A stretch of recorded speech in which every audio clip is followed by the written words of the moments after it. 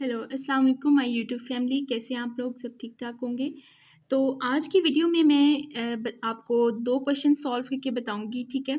जो chapter number 2 की math की बुक के एक्सरसाइज नंबर 2.4 का लॉ ऑफ एक्सपोनेंट है, ठीक है?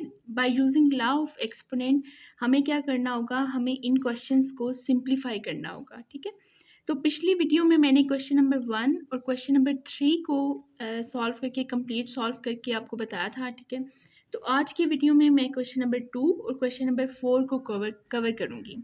तो क्वेश्चन नंबर 2 मैंने यहाँ पे लिख लिया है, तो अब हम स्टार्ट करते हैं इसको सॉल्व करना। क्वेश्चन नंबर 2 में देखिए कि 2x5 y की पावर -4 ये मल्टीप्लाई हो रहा है -8 x की पावर -3 y की पावर 2, ठीक। तो अब हम इस क्वेश्चन को सॉल्व करते हैं by using law of exponents, ठीक है। तो सबसे पहले देखें, इसमें सब टर्म्स को हम अलग अलग कर लेते हैं। सॉल्व करने लगे हैं। 2 है, मल्टीप्लाई हो रहा है x की पावर 5 के साथ, फिर मल्टीप्लाई हो रहा है y की पावर -4, ठीक है। अब ये अगली टर्म शुरू हो रही है। इसमें सबसे पहले क्या है, -8, फिर है x की पावर -3, उसके बाद है y की पावर 2, ठीक है। इसमें लॉ ऑफ एक्सपोनेंट यूज होगा अगर a की पावर m हो डॉट a की पावर n हो तो इज इक्वल टू a की पावर m प्लस n हो जाता है। मतलब अगर बेसिस सेम हो तो जो पावर्स हैं वो ऐड हो जाती हैं, ठीक। अब हमने इसी तरह करना है। इस पूरी इक्वेशन में जो कांस्टेंट्स हैं वो कौन कौन से हैं। एक तो कांस्टेंट ये हो गया 2, ठीक है, और एक कांस्टेंट है -8। इन दोनों को, ये दोनों क्या हो रहे हैं, मल्टीप्लाई। इन दोनों को मल्टीप्लाई कर दिया, 2 इंटू 2 और -8 मल्टीप्लाई होंगे, ठीक है। उसके बाद हमारे पास है x की पावर 5 और x की पावर -3, मतलब इधर भी x है और इधर भी x है, तो जो पावर्स हैं वो हमारे पास ऐड हो जाएंगी। बेसिस सेम है, इसकी बेस भी सेम है और इसकी बेस भी सेम है, तो जो पावर्स हैं वो ऐड हो जाएंगी, ठीक है।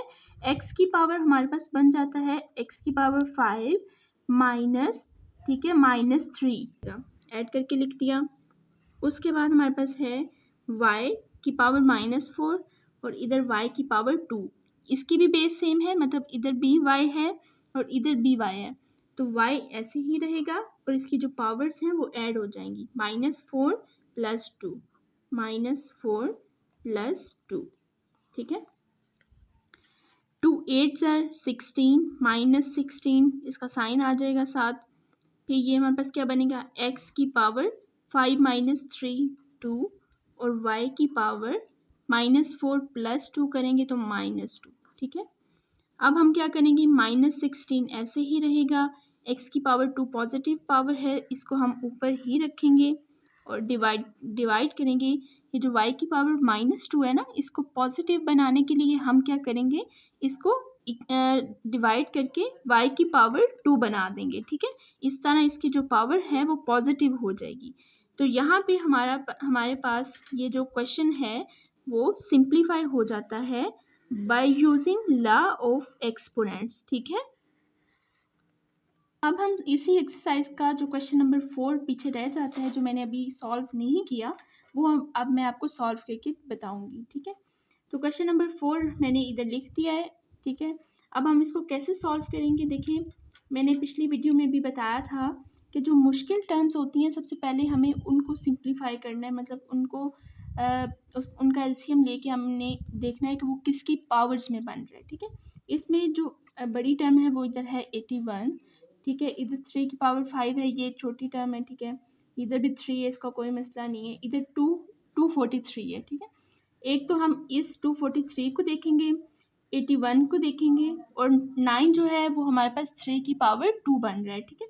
तो सबसे पहले 81 और 243 का हमने एक एलसीएम टाइप ले लेना है ताकि हमें पता चले कि ये किसकी पावर में आ रहा है और इस कितनी पावर बन रही है। तो इधर हम इसको एलसीएम लेंगे, ठीक है। इसको अब हम 3 से करेंगे, 3 2 6 और 2 इधर चला जाएगा, 3 7 21, ठीक है। 3 9s are 27, 3 3s are 9 and then 3 1s are 3। ठीक है, तो अब नीचे लिखते हैं कि जो 81 है वो कितनी पावर्स है उसकी 3 की, 1 2 3 4, 3 की पावर 4 के इक्वल है 81। अब हमने जो दूसरी वैल्यू देखनी थी वो हमारे पास है 243। 243 का मैं इधर निकाल लेती हूँ, 243। ठीक है, 3 8s are 24 और 3 1s are 3। ठीक है, फिर यही जो 81 में हमने पूरा एलसीएम लिया था वही हम इधर लगा देंगे। 3 27s are 81, 3 9s are 27, 3 3s are 9 and then 3 1s are 3। ठीक है, तो अब हमने नीचे लिख दिया है 243 इज इक्वल टू 1 2 3 4 5, 3 की पावर 5 के इक्वल है। तो अब हम क्या करेंगे, जो हमने इधर 81 इज इक्वल टू 3 की पावर 4 और 243 इज इक्वल टू 3 की पावर 5 हमने जो निकाला है वो इस मेन क्वेश्चन में हम पुट कर देंगे। ठीक है, ये देखिए सबसे पहले 81 है, उसके जगह हमने पुट क्या करना है 3 की पावर 4, इसकी जगह 3 की पावर 4 लिखते हैं, 3 की पावर 4। उसके बाद इसकी पावर है n डॉट 3 की पावर 5 माइनस 3 की पावर 4n माइनस 1। ठीक है, 4n माइनस 1। और इधर 243 जहाँ पे है, ये देखें 243 जहाँ पे है उसकी जगह क्या लिखना है 3 की पावर 5। ठीक है, डिवाइडेड बाय क्या है 9, 9 क्या होता है 3 की पावर 2, इस ऊपर क्या है हमारे पास पावर 2n और इधर 3 की पावर 3। ठीक है, तो अब हम क्या करेंगे देखें 3, अब पावर्स मल्टीप्लाई हो जाएंगी by using this law of exponent. वो लॉ ऑफ एक्सपोनेंट क्या है, इधर मैं मेंशन कर देती हूँ, अगर a की पावर m हो उसकी पावर n हो तो a की पावर m इंटू n हो जाता है। ठीक है, अब ये हम मतलब जो पावर्स हैं वो ऊपर मल्टीप्लाई हो जाती हैं। ये मैं इधर लिख देती हूँ 3 की पावर 4n डॉट 3 की पावर 5 माइनस 3 की पावर 4n माइनस 1, 3 की पावर 5 डिवाइडेड बाय 3 की पावर 2 इंटू 2n मल्टीप्लाई हो जाएगा, 2 2s are 4n।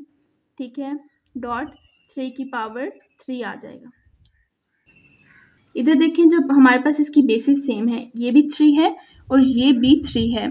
ठीक है, तो अब हम क्या करेंगे, बेसिस सेम है तो इनकी जो पावर्स हैं वो ऐड हो जाएंगी, मतलब कि 4n प्लस 5 हो जाएगा, 3 इंटू 4n प्लस 5 हो जाएगा। ठीक है, माइनस ऐसे ही रहेगा। उसके बाद इधर भी 3 है, इधर भी 3 है और दोनों मल्टीप्लाई भी हो रहे हैं। तो अब हम क्या होगा इसका 4n माइनस 1 प्लस 5, मतलब बेसिस सेम है तो पावर्स ऐड हो जाएंगी। नीचे भी ऐसे ही होगा, इसकी बेस भी 3 है, इसकी बेस भी 3 है, तो इसकी जो पावर्स हैं वो ऐड हो जाएंगी, 4n प्लस 3 हो जाएगा। ठीक है, इस चीज़ को अब हम आगे पावर्स को ऐड करके लिखते हैं। 5 3 into 4n plus 5 minus 3 into 4n minus 1, 3 into 4n minus 1 plus 5। ठीक है, divided by 3 into 4n plus 3, 3 into 4n plus 3। ठीक है, अब हम क्या करेंगे देखें, 3 into 4n plus 5 minus 3 into 4n plus 4, 5 में से 1 को सब्ट्रैक्ट करें तो क्या बनता है plus 4, divided by 3 into 4n plus 3। अब हम क्या करेंगे, जो नीचे डिवीजन में ये जो टर्म है इसको दोनों के नीचे अलग अलग डिवाइड कर देंगे। ठीक है, देखें 3 into 4n plus 5 divided by 3 into 4n plus 3 minus ये वाला माइनस ऊपर वाली टर्म लिखें 3 into 4n plus 4 divided by फिर नीचे वाली टर्म 3 इंटू 4n प्लस 3। ठीक है, अब हम इसमें ये लॉ ऑफ एक्सपोनेंट यूज़ करेंगे, वो मैं इधर ब्लैक से मेंशन कर रही हूँ कि अगर a की पावर m हो और a की पावर n हो, मतलब बेस सेम हो, तो क्या होगा, a इधर रहेगा, मतलब बेस एक दफ़ा आप लिख दें और इनकी जो पावर्स हैं वो सब्ट्रैक्ट कर दें, m माइनस n कर दें, ठीक है। तो इनकी पावर्स जो हैं वो सब्ट्रैक्ट हो जाएंगी। अब हम इस दोनों में बेसिस सेम है, मतलब इधर भी 3 है, इधर भी 3 है, तो इधर 3 लिखें और इनकी पावर जो है वो सब्ट्रैक्ट कर दें। 4n सबसे पहले इसकी पावर लिखें, 4n + 5, 4n + 5, ठीक है। उसके बाद सब्ट्रैक्ट ये फार्मूले वाला, उसके बाद ये पूरी टर्म इसकी पावर लिखते हैं, 4n + 3, 4n + 3, ठीक है। अब हमने ये माइनस, ये वाला माइनस लगाना है, ये टर्म मैं नीचे लिख रही हूँ। 3 लिखें, सबसे पहले ये ऊपर वाली टर्म लिखें, 4n + 4, 4n + 4। उसका क्या होगा कि इसकी जो सॉरी, हमने ऊपर वाली ये टर्म लिख थी माइनस ये फार्मूले वाला, उसके बाद ये नीचे वाला टर्म लिखेंगे, 4n + 3, ठीक है। उसके बाद ये देखें 3, 4n + 5, 4n + 5 माइनस है तो अंदर वाली की जो साइन है वो चेंज हो जाएंगे, -4n -3, ठीक है। ये माइनस फार्मूले वाला, उसके बाद 3, 4n + 4, 4n + 4 माइनस ये 4n, इसका भी साइन चेंज हो जाएगा, -3 हो जाएगा, ठीक है। अब इसमें कटिंग होगी तो मैं, ये +4n है, ये -4n है, कैंसिल हो जाएगा, ये भी +4n है, ये -4n है, कैंसिल हो जाएगा, ठीक है। तो ये कैंसिल होके क्या बनेगा, 3, 5 -3, 5 -3 रह जाएगा, ये माइनस नीचे वाला, फिर 3, 4 -3, ठीक है।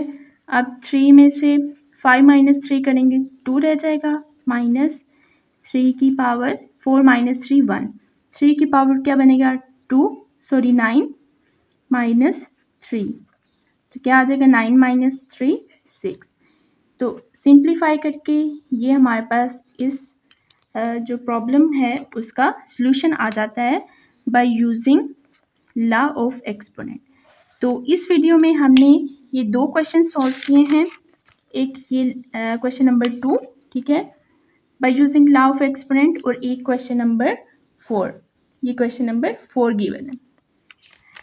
तो अगर इसके अलावा अगर आपको कोई भी क्वेश्चन सॉल्व करवाना है तो कमेंट सेक्शन में कमेंट कर दीजिएगा, तो मैं पूरी कोशिश करूँगी कि मैं उस क्वेश्चन को सॉल्व करके पूरा ट्यूटोरियल बना के आपको वीडियो अपलोड कर दूँ, ठीक है। So please like share and subscribe my channel. So thank you so much. अल्लाह हाफिज़।